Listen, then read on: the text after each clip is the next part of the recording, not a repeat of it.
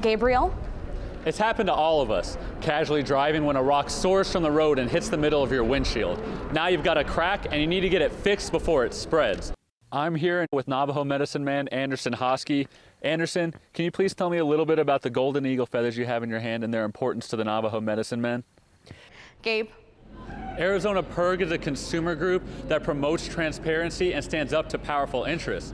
PIRG analyzes the actual transparency of a government, and earlier this afternoon, PIRG awarded Arizona with a grade of B, qualifying Arizona as an advancing B state. For a state to be considered an advancing B, the state must allow for users to easily search their state checkbooks and download them for offline analysis. Even though the Open Books Arizona website is accessible by the public, there is not as much traffic on it as expected. Dr. Byron Schlomach, an economist for the Goldwater Institute, places blame on the universities.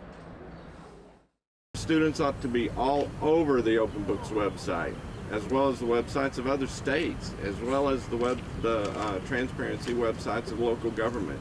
The fact that they're not all over it, that there aren't thousands of hits from the universities, I think speaks a little bit critically of how well they're preparing their students.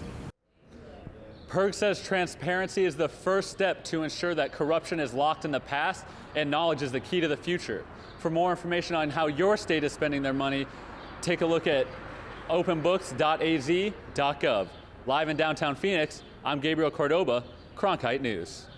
Whitman Elementary appears to be like any other elementary school, but when we go inside the classrooms like Miss Tiffany Thompson's, we see the differences. Macaroni and cheese. Everybody freeze! Tiffany Thompson is a Rodell exemplary teacher, but before she was an award-winning teacher, she was a Rodell promising student teacher. I was lucky enough to be mentored under Miriam Matamati, who was this amazing teacher in her classroom. The things that I learned from her, you know, little things like building relationships and not raising your voice.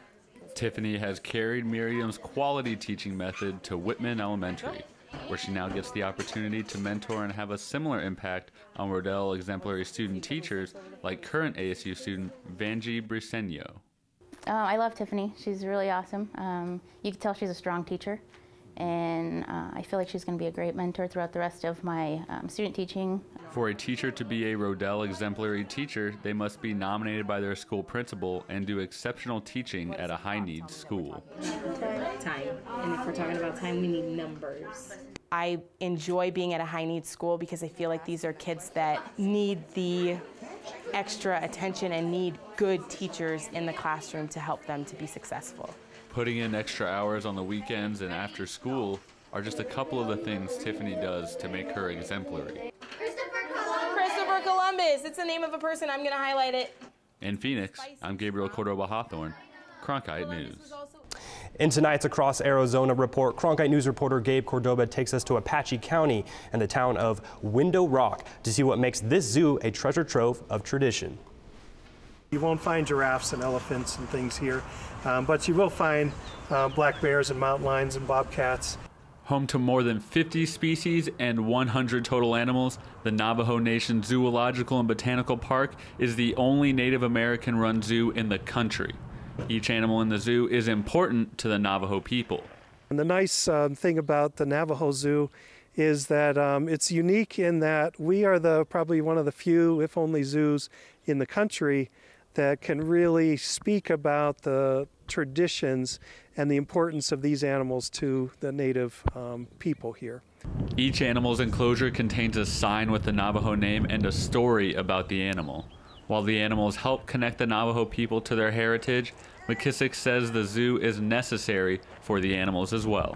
We are a sanctuary for nature and the spirit in that way. All of our animals could not be released to the wild because they were either injured to the point where they could not feed themselves or they were orphaned as young. Every animal, every species, to some degree, shows up in their emergence stories or in their wintertime stories, or parts of them are used in ceremonies, and in particular, golden eagle feathers. The Navajo Zoo received a federal permit as a part of the pilot program in 2012 to be able to legally distribute golden eagle feathers that are naturally molted from the eagles in the zoo. The legal distribution is key. Illegal selling, trading, or bartering of golden eagle feathers carries big consequences. And there are serious repercussions for people caught buying, selling, trading eagle feathers. There is jail time, there is heavy fines. Regulations for golden eagle feathers allow Navajo people to obtain feathers simply by filling out the proper forms and providing proof of identity. Medicine men here with the Navajo Nation, they will use the feathers in ceremonies. And those feathers then are become a vital part of that ceremony. Just as golden eagle feathers are a vital part of the Navajo culture. I'm here with Navajo medicine man Anderson Hosky. Anderson, can you please tell me a little bit about the golden eagle feathers you have in your hand and their importance to the Navajo medicine men? Yes. Well, the importance of using these eagle feathers is that it is important that, it's part of our ceremonies, our healing, and then it's also in a lot of our Navajo stories. And us Navajo people, the Net people, we have a lot of Navajo old stories that we go by, and in every part of the songs and the prayers, we usually use a lot of the eagle feathers to help us with our spirituality. So it is very important that now the Net people use eagle feathers to heal themselves, and then also to guide them into having a good prayer for them today. Okay. Thank you. Now, golden eagle feathers are important for all members of the Navajo tribe, including medicine man and traditional members. That'll do it from Church Rock, New Mexico. I'm Gabriel Cordoba, Cronkite News.